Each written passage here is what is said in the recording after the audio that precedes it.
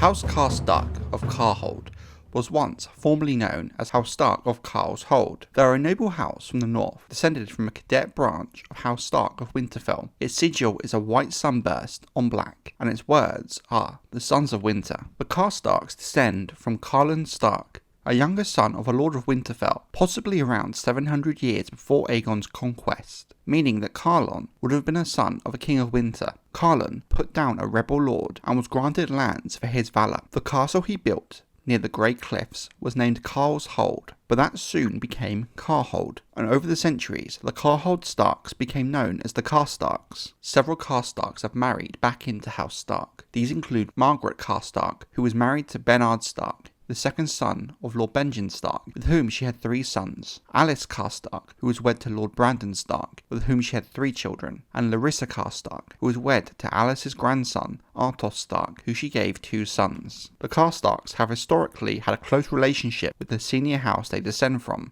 being among their most loyal bannermen. It's clear from Rickard Stark's comments after the execution of Eddard Stark in the main book series, they see themselves as family, as kin to the main branch of the house. Their loyalty to Winterfell over the centuries means that at the start of the first book of Game of Thrones, the Karstark are the last of the cadet branches of House Stark to still exist. Karstarks are big, fierce men, bearded and long-haired, with brown hair and blue-grey eyes. Lord Rickard Karstark and his daughter Alice are said to have long, narrow faces. This can be seen as a common trait among Karstarks. Karstarks and their men wear thick cloaks made of pelts of seal, bear and wolves, or black woolen cloaks patterned with a white sunburst. Karstark soldiers wear black iron half-helms and shirts of sewn rings with heavy boots. During Robert's Rebellion, Lord Rickard Karstark fought alongside Eddard Stark at the Battle of the Trident, and they would later march again with his son, Robb Stark, during the War of 5 Kings, as seen in the main book series.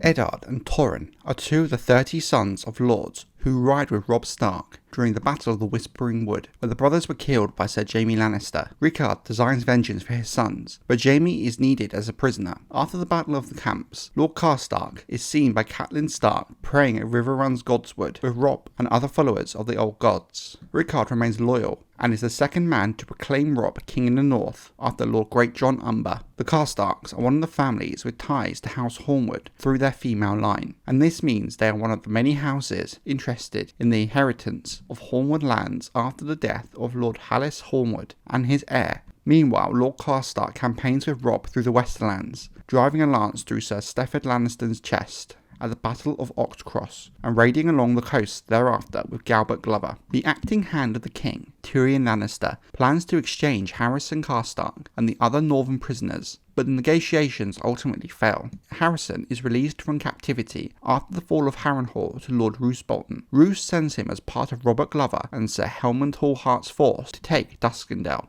But in the battle, Harrison is captured by Lord Randall Tarley's army and is then held at Maidenpool. Some of the Karstark foot soldiers that survived the battle rejoin Roose Bolton's forces. Lord Karstark returns to Riverrun from the Westerlands with the rest of Robb's army, finding that Catelyn Stark has freed Sir Jaime Lannister from captivity in an effort to retrieve her daughters. Rickard feels she has robbed him of his vengeance for the loss of his sons. Rickard and 7 of his men murder the captive squires, Tion Frey and Willem Lannister, killing 2 Tully men and injuring 3 Umbers in the process. Rickard promises the hand of his daughter Alice to whomever brings him the head of Jaime Lannister. For his crimes, Robb Stark sentences Rickard to death and beheads him. In his speech before his execution, Rickard appeals to his and his family's loyalty to House Stark, and he curses Robb with an accusation of kinslaying due to the ancient relations between the Karstarks and the Starks. With the death of Lord Rickard, Harrison Karstark becomes new Lord of Karhold. With Harrison in Lannister captivity, after the Red Wedding, Rickard's uncle Arnolf, the Castellan of Karhold, declares for the King Stannis Baratheon. House Karstark is the only major northern house to do so. Stannis considers granting Winterfell to Arnolf after Jon Snow declines his offer for legitimization. Secretly, however,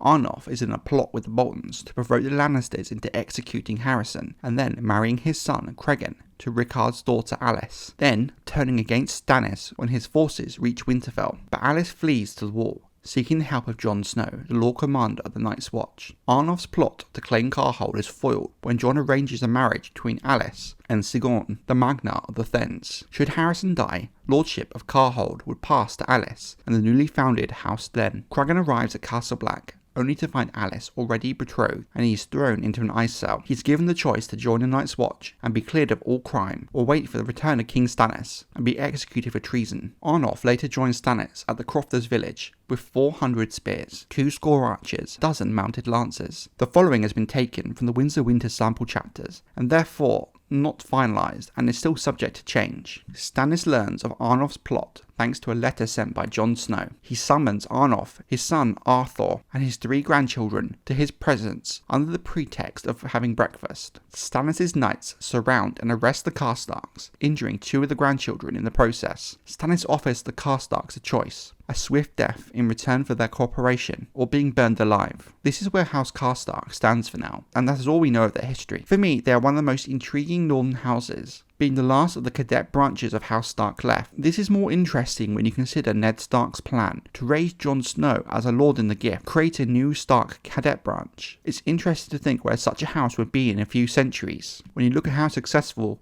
House Karstark became. But there was always the possibility of Jon's cadet branch going the way of the Greystarks of the Wolf's Den and fading into history.